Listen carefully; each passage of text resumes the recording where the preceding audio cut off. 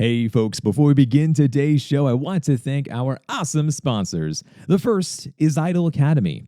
IDLE is the first and only authorized vocational school for instructional design and online learning. It includes a comprehensive hands-on curriculum with certifications, credentials, expert coaches, mentors, a community of practice, paid experience opportunities, industry-preferred software access, live events, and ongoing updates. Your entire instructional design career is neatly packaged behind a single login. Check out all the details at www.idlecourses.com/academy, and you can use my code Luke for $88 off the yearly membership. Also, question for you, by the way. Do you want to learn about instructional design with me and other learning nerds? I'm happy to say that the 5th cohort for Instructional Design Institute is now accepting applications. Come nerd out with us inside of our Instructional Design Fundamentals course. You'll learn about how learning works, backward design, learning strategies, universal design for learning, AI, creating portfolios, and much more. You'll also be getting my feedback and guidance along the way as you create your own learning experience inside of Brightspace. Each week, we have live webinars to break down topics and to collaborate together. And our students come from all sectors, by the way: higher education, K through 12, corporate America, freelance, and even the government. So hey, apply today to be a part of the next cohort starting on Monday, July 15th. And I can't wait to see you there. Okay, let's bring on the introduction music and let's start the show. Hello, learning nerds, and welcome on into the nerdiest podcast you are going to hear today. My name is Luke. I am a senior instructional designer, program manager, author, blogger, podcaster, YouTuber, and overall, I am your learning nerd, here to be able to help you out along your own instructional design journey. And all are welcome on into the show. Anyone who wants to learn more about how to design learning experiences, how to teach, and thinking a little bit more about how exactly does learning work, that's what this show is all about. And you can find all of the information that I have for you over at drlukehobson.com. Folks, as you have seen now from this title, we have hit a massive milestone. 100 episodes officially in the books. And when I started this, all I kept on hearing about was, "You're crazy. What are you thinking? No one is going to listen to an instructional design podcast." All things that absolutely no one really said to me. If anything, I think I said this to myself, because educational podcasts are typically, well, they're kind of boring. So the entire idea around this show was, what if I did the opposite and really let the passion shine through for how much I love designing learning experiences? Well, 100 episodes later, and I think it's safe to say we did it.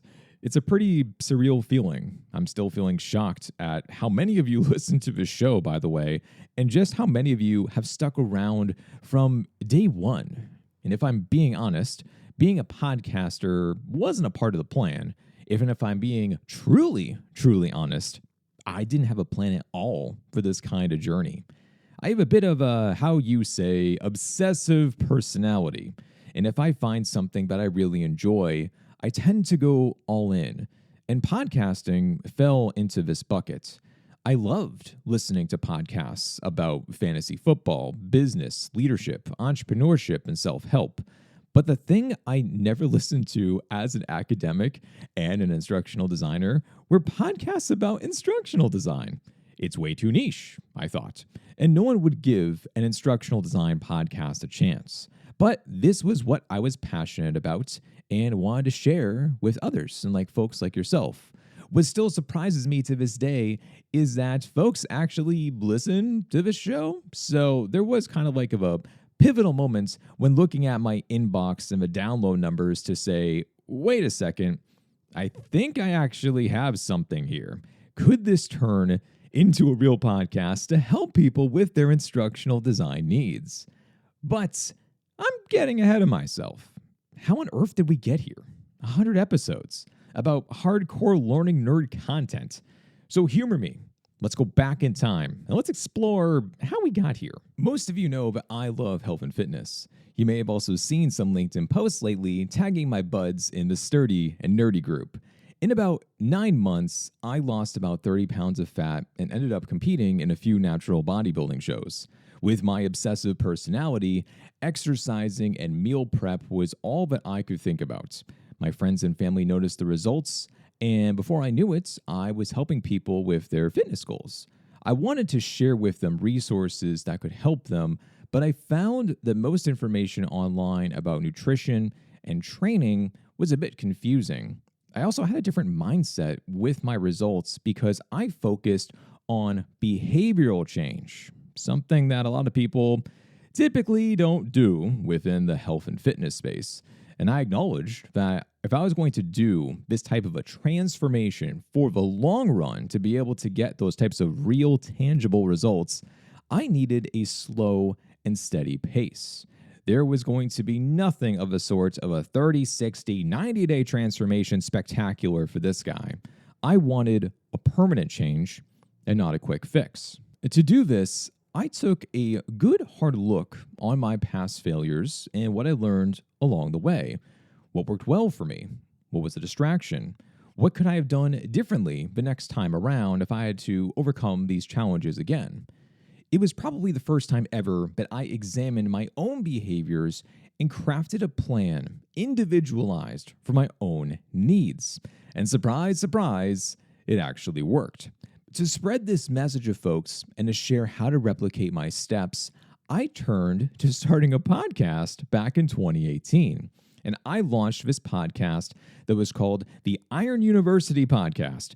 I have no idea if that information online still exists anywhere. I shut down a lot of the stuff because it's been years ago, but maybe it still does. I don't know. But it was essentially a fitness podcast that prioritized learning over anything else.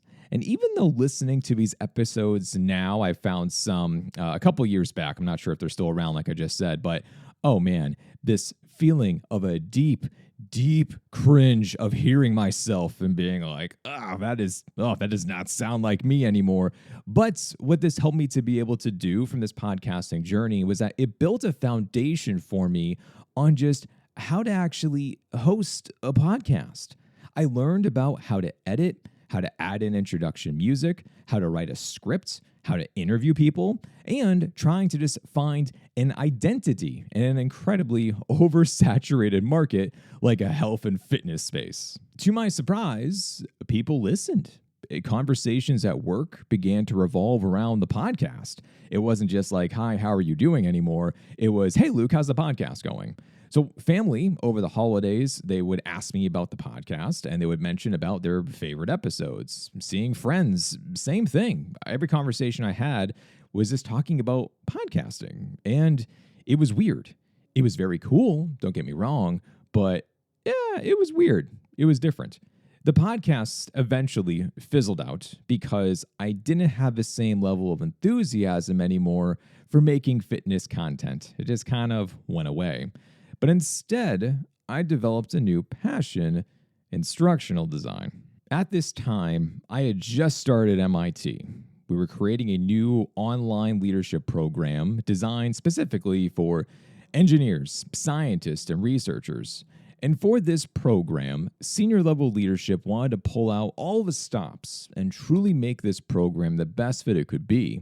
We were conducting a pilot program, and after hosting a few focus groups with these learners, I realized that there was an opportunity to create a podcast for these folks. No one else on my team knew how to start a podcast, but everyone agreed that it was a good idea. So I volunteered, and all of a sudden, I found myself hosting a short podcast series for MIT. My health and fitness podcast was a bit wild. It didn't have as much rhyme or reason for things. It kind of was like motivational with music, and the scheduling didn't make sense. They were all over the place. Some were 10 minutes long. Some were like an hour and a half long episodes. Really, I wasn't too sure exactly what I was doing here. So I knew that if I was going to be creating a podcast for MIT and representing this brand, it better be professional. It better be well done.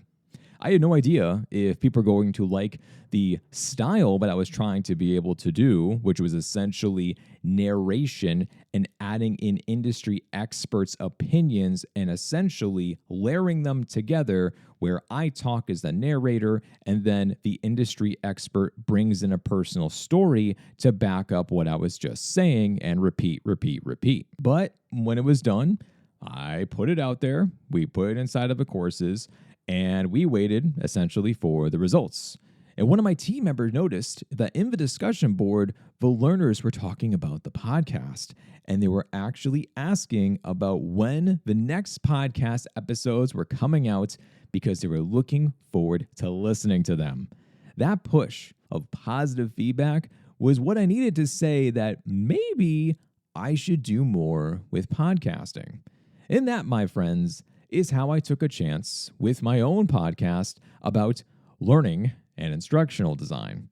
This podcast started off with a bit of a bumpy ride, I'll say. I decided for the first 5 episodes that I was going to batch record them.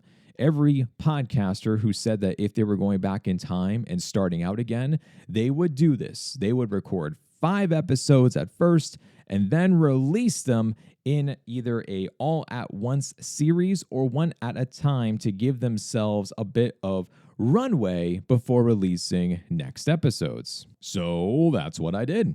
I recorded 5 episodes in one day, and then I was editing the episodes, and going through that editing process, I realized that I hated them. I despised how I sounded. Plain and simply put, it was not me. It wasn't authentic in any way. It just didn't sound like me.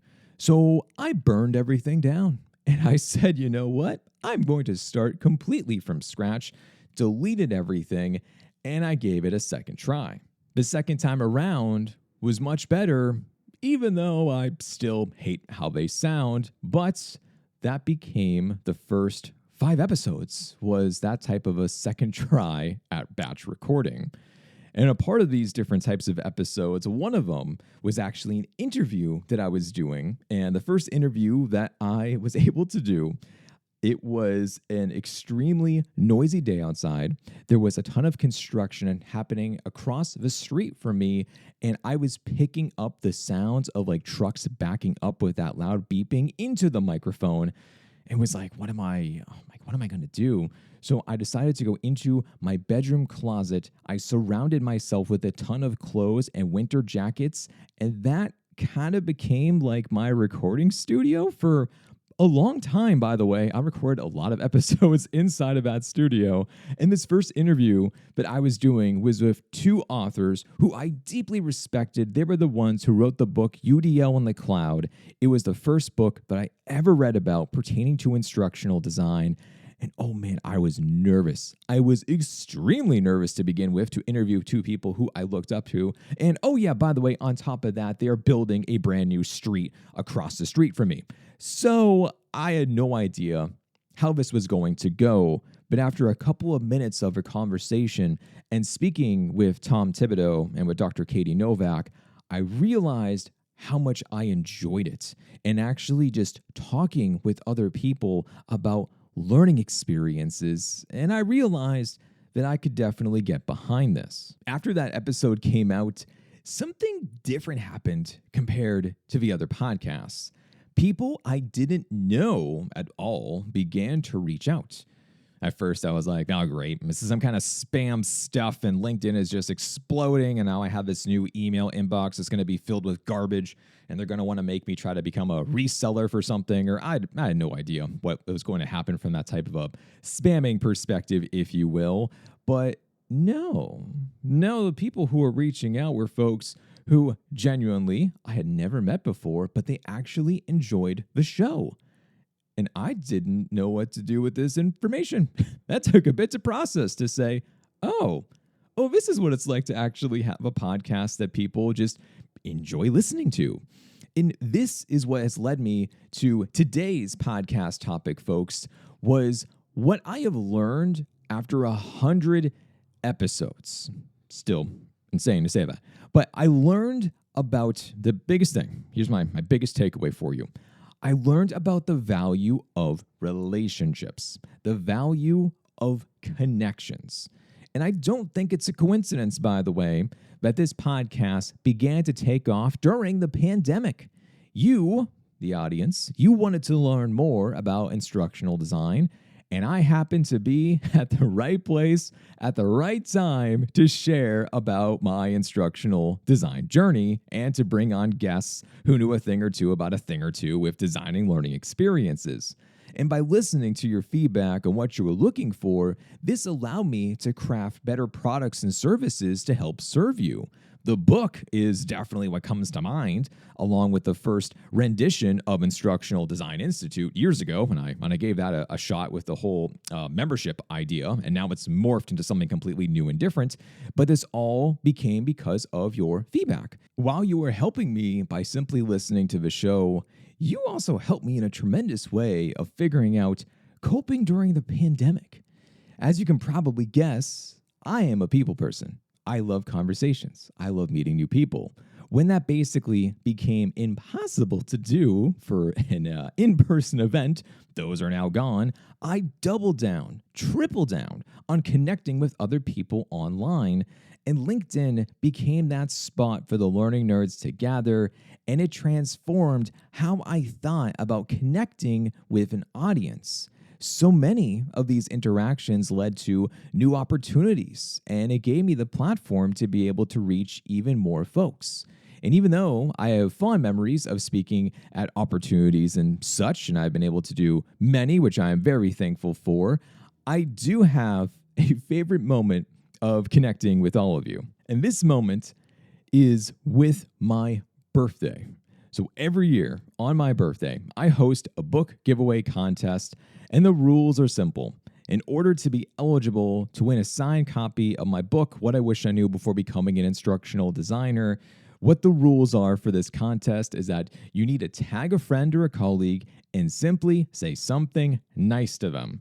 It's a small way to make someone's day. And hey, if this just happens to be on my birthday, then everyone can enjoy this type of day and just really make it be like a special type of a day. Now, what was so special was that so many of you reached out to simply say happy birthday, of course, and instead of saying something nice to someone else, you would just say something nice to me, which was incredibly kind. Not the point of that post. I wanted you to be able to share kindness with other people, but nonetheless, I still deeply appreciate it. And so many messages kept on coming about that, like I couldn't even turn I had to turn my notifications off on my phone for a bit because my phone was just pinging literally every second with another message, another email. Some of you sent me videos of you singing happy birthday, playing instruments. Like it was just such a surreal feeling the first time this happened.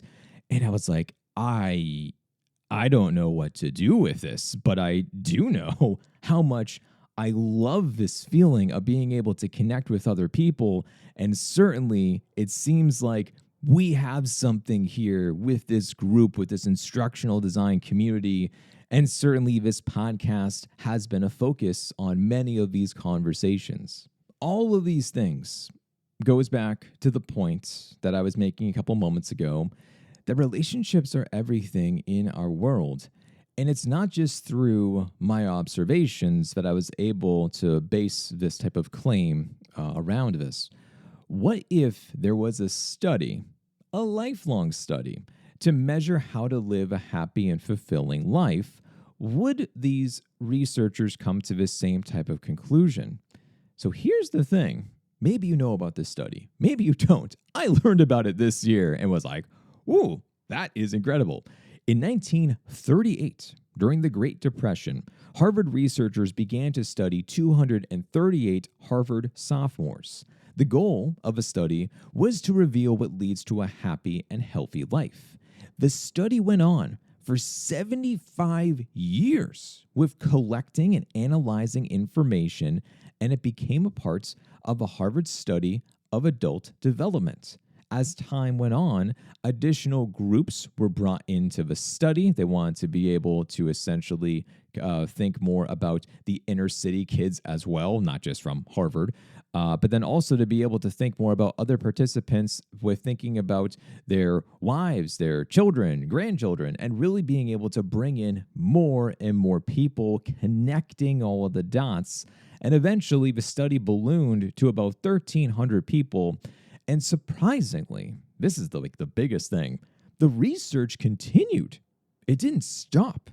Can you imagine carrying on a project for 75 years? I mean, think about how many things can go wrong with falling through the cracks, whether from people quitting, retiring, funding being an issue, anything of a sort. And somehow the ball was never dropped for this study. Now, not only did the researchers be able to do the information gathering, which you would think about from like interviews and surveys and such, but they even dove into like drawing blood with medical records and doing more from this type of mentality too. So not just from the physical, but from the mental state with thinking about with happiness and living a fulfilling life.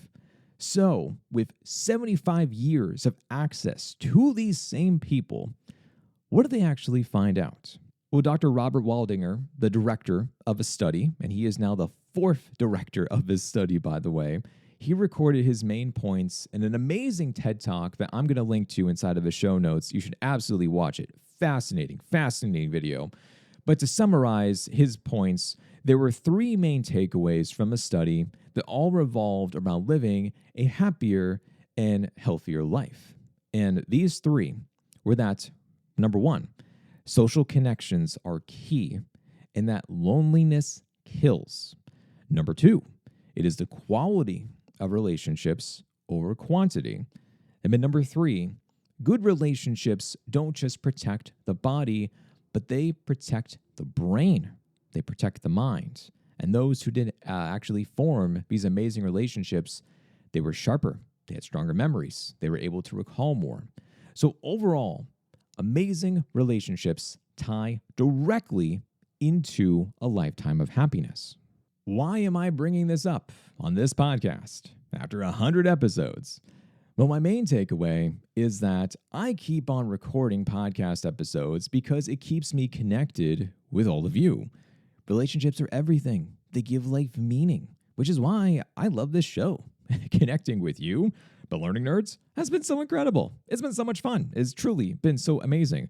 And to think that there would be people all over the world who also considers themselves learning nerds is something that I would have never, ever expected before going down this podcast journey. And of course, the relationships that I've made from talking into this microphone are the ones that I could have never imagined as well. Even though the guests may not know you personally, they sure do end up meeting you. Every guest at the end of the episodes, they always say something along the lines of how to contact them. And usually they say something along the lines of like how they would love to hear from you. Feel free to reach out to them via email or LinkedIn or like whatever it is.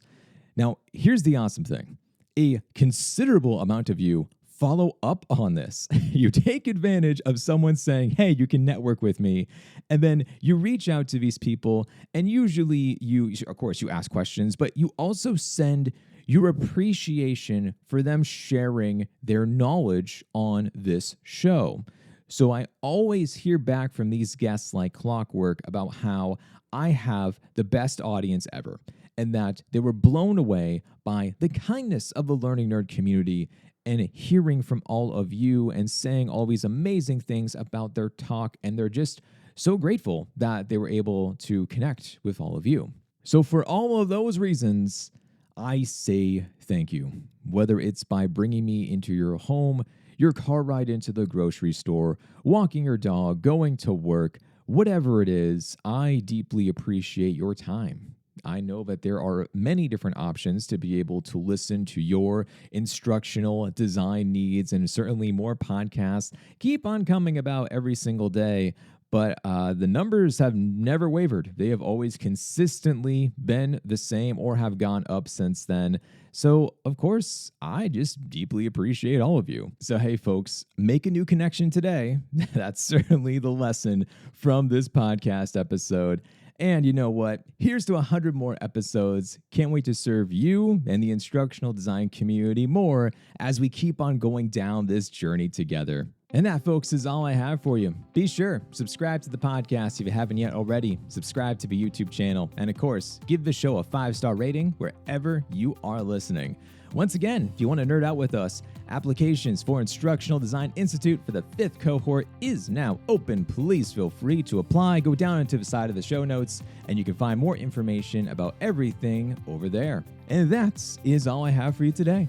Stay nerdy out there, and I'll talk to you next time.